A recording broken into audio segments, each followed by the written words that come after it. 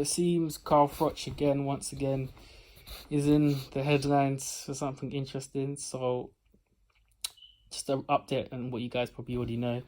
Froch is reacting to the pound for pound list, British fighters in the last 30 years, and he wasn't too happy for his name not to be included. He called out AJ and kind of said, look, it's a bit premature to put AJ on there, seeing as he lost to a fat Mexican guy who we don't even know how good he is. And I've, never been knocked out, and look what I've accomplished in my career, And AJ's kind of responded with a video. I've not seen him in camp. I've not been around him when he's chatting, but from what I have seen of him, on the gloves are off, and on the build-up, what Sky put on the build-up to the pay-per-view, I've not seen anything that convinces me that he's a man on a mission and he's a man on fire. Shut up, blood. I've not seen him in camp. So AJ responded, and Froch kind of responded and was like, look, it was all a bit of tongue-in-cheek, They kind of misconstrued my words, as a lot of articles, and they tend to do that. I didn't really kind of say that I'm not hating on AJ. I'm a fan of AJ. I like him. He knows I like him. And I was just highlighting that, for what he's done and what I've done, it's a bit premature not to put me on that list, And AJ actually sent me a message around 12 o'clock in the morning, and he deleted the message. A few of them, on WhatsApp, how you can send a message and then delete it. And he kind of inferred that maybe AJ had some big words to say to him, but he said, you know what, don't take what people are saying too serious, AJ. Call me, talk to me. We're all good. I like him. He knows I like him, and that's it. That's all in a nutshell. It's not specific. I'm just kind of like summarizing it all. So what I think about this? Well, look, Froch. Let me just look at it from the start. I think it's only fair. If I look at the list, pound for pound list as it follows. Number 1, Joe Calzaghe. Yeah, it's debatable. I would have had Lewis number 1 personally, but it's debatable. Undefeated, beat a few good guys. But yeah, it's debatable. But I'm not too worried about that. I'm okay with that. Lewis, that's fine. Fury, I have an issue with. Hay, he's British, so but number 4 is a bit high for Hay. Hatton, you could question being number 5. Chris Eubank Jr., again, he deserves to be on the list, but 6 is probably okay. Prince Nassim Hamid, understandable. I could say that makes Duke McKenzie. Maybe I would have had him 10. 8 is not too bad, to be fair. Ben I could have had a bit higher. Maybe not too high, actually. I think Ben's in a good position.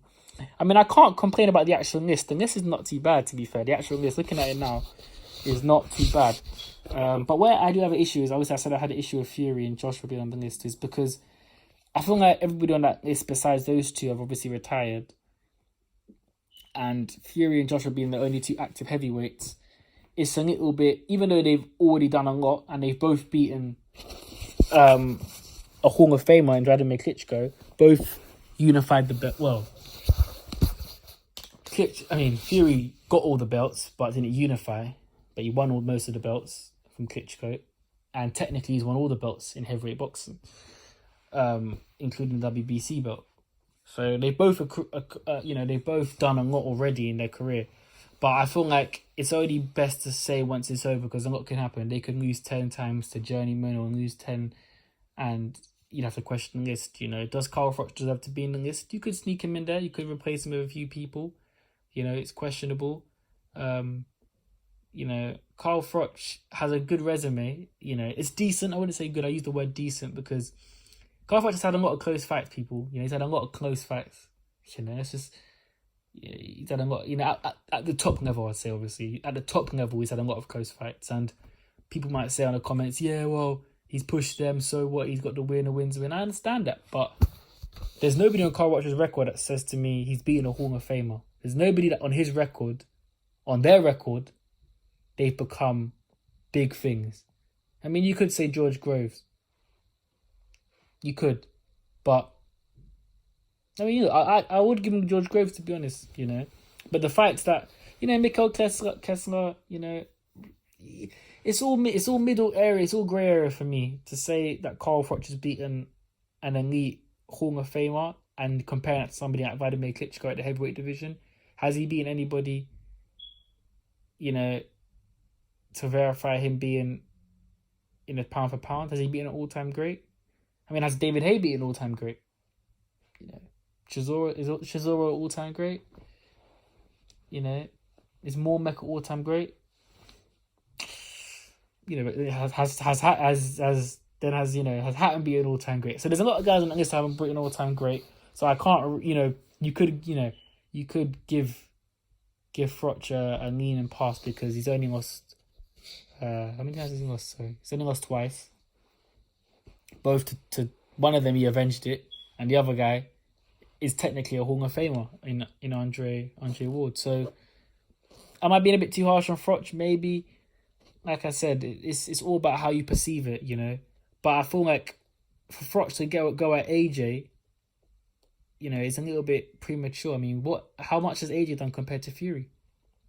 You know, I mean, Fury's got one extra win that's pushed him probably above AJ in terms of resume, but not by much in terms of career, what they've done.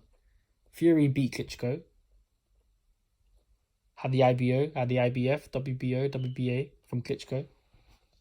Okay, beat Long Reign and Deontay Wilder, got the WBC. I understand that. But if you think about AJ's career, AJ's unified the belts, become two-time champ, beating Vladimir Klitschko, beating Joseph Parker to win the WBO belt, beat Andy Ruiz, who beat him, so he won an immediate rematch. Done a lot in 24 fights, you know. So for me, him and Fury are neck on neck in terms of resume and what they've achieved so far in their career. So why didn't he go at Fury? Why didn't he go at Hatton? I mean, hasn't got the best resume. Not at all. Every time Hatton really stepped up, he's lost. And he's beaten a lot of faded champions, a lot of faded guys. Check Hatton's resume. You know, I mean Hayes' resume isn't thick at all. You know, especially at heavyweight, it's not thick at all. I mean, beating Vanguard is no amazing thing to do. I'm telling you that. He was a big heavyweight champion, of course, but I mean, I had him losing to an ancient Evander Holyfield. So, how good was Hay at heavyweight? Who did he really beat at heavyweight? I give him the Chisora win. You know, only guy to drop Chisora at that time will stop him as well. You know, but ultimately, Hayes' career, if you would think of Hayes' best win, you guys tell me, what is David Hayes' best win? And if that person, when you tell me that fighter, is he a Hall of Famer? Is he, you know? So Froch could have gone at a lot of guys on that list, but he didn't. He went on to AJ. Is that because, you know, AJ lost to Ruiz, so it'll probably make headlines, get a bit of views? Maybe. Is it because he genuinely thinks it? Maybe. Is it because Fury beat Wilder, so he's probably seeing Fury as a bit more accomplished than AJ? Maybe. Is it because AJ is still active and the other guys are retired, so he gave them respect? Maybe. But for me, AJ's career can only get better. And at this time of his career, like this stoppage right now, if AJ was to retire right now, I feel like I'd still put him ahead of Carl Froch on the list. I just feel like I would. And why people, you guys may get annoyed in the comments, but I'm telling you, the reason I would is just because of the Hall of Famer. Has Carl Froch beat a Hall of Famer? Has AJ beat Klitschko? Yes, I know Klitschko was old, but he still had plenty in the tank. You know, he had plenty in the tank.